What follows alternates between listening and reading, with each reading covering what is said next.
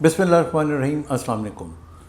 میں نے کمر درد پہ بہت سے پروگرام کیے ہیں جن کے اندر اگر مورا دب جائے، مورے کا فریکچر ہو جائے، اگر نس دب رہی ہو، اینکالوزنگ اسپونڈلائٹس وغیرہ وغیرہ بہت سارے. میں آج لمبی چوڑی بات کرنے کے بجائے سمپل ایک لفظ ہوتا ہے چک پڑ جانا.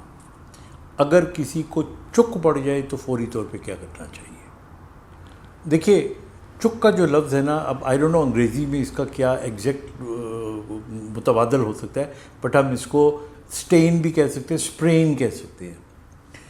تو جب بھی کسی کو چک پڑتی ہے تو عام طور پہ بعض اوقات آپ نے نوٹ کیا ہوگا کہ کوئی لمبا چوڑا کوئی ویٹ بھی نہیں اٹھایا آپ نے، کوئی چیز نیچے گری، آپ جھکے اٹھانے کے لیے، بعض اوقات واش روم کے اندر کوئی بالٹی اٹھانے کے لیے آپ جھکے، یا کوئی اور چیز نیچے گری اور آپ جھکے، اور جھکتے ساتھ ہی آپ کی کمر پکڑی گئی. یا بعض اوقات آپ ٹیبل پہ بیٹھے ہوتے ہیں اور آپ آگے کو بڑھے اور کوئی چیز اٹھانے کی کوشش کی تو ایک دم کمر میں لگا کے جیسے پھر آپ سے ہلا بھی نہیں جاتا. یہ اتنی سیویئر قسم کی اصل میں ہوتا یہ ہے کہ ایک خاص اینگل میں جا کے آپ کے جو پٹھے ہوتے ہیں وہ ایک ہمارے یہاں جو تھیری ہوتی ہے مسل کانٹریکچر کی، اس کے مطابق وہ بالکل یوں ہو جاتے ہیں، یعنی وہ آپس میں بالکل مل جاتے ہیں.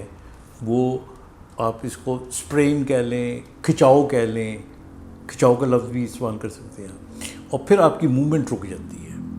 تو یاد رکھیے گا کہ چک ہمیشہ اسی طرح پڑتی ہے، 90% بغیر ویٹ اٹھائے ہوئے بھی پڑ جاتی ہے. اگر ویٹ اٹھانے کے بعد کمر میں درد پڑے تو یوزلی پھر یہ بھی احتمال ہوتا ہے کہ ہو سکتا ہے آپ کا پٹھا جو ہے اس کو واقعی کوئی انجری ہوئی ہو یا کوئی لیگمنٹ کو. لیکن اس طرح کی اگر چک پڑے تو کچھ بھی نہیں کرنا آپ نے، سمپلی برف کی ٹکور کرنی ہے آپ نے. اور اگر یہ کمر میں آپ کو ظاہر ہے اگر چک پڑی ہے تو آپ کو بیٹھا نہیں جائے گا آپ سے، تو آپ لیٹ جائیں، اس پوزیشن میں لیٹیں جس پوزیشن میں آپ کمفرٹیبل ہوں. بھلے کروٹ پہ لیٹیں، الٹا لیٹیں، سیدھا، جس طرح بھی ہو سکتا ہے آپ لیٹ جائیں. لیٹنے کے بعد آپ برف کی ٹکور کریں 2 سے 4 منٹ تک. برف کو شاپر میں ڈال لیں فریزر سے نکال کے، یا آئس پیک لگا لیں. اور میں تو اکثر یہ بھی کہتا ہوں کہ اگر آپ کے پاس اویلیبل نہ ہو تو یہ جو عام ایئر فریشنر ہوتا ہے، یہ گھر میں پڑا ہوتا ہے آپ کے، اس کو آپ کھولیں اور تھوڑا سا اس کو یہ 10-12 دفعہ اس پورے ایریے کو آپ سپرے کر دیں. کیونکہ یہ بھی جب آپ لگاتے ہیں تو ٹھنڈک آتی ہے وہاں پر.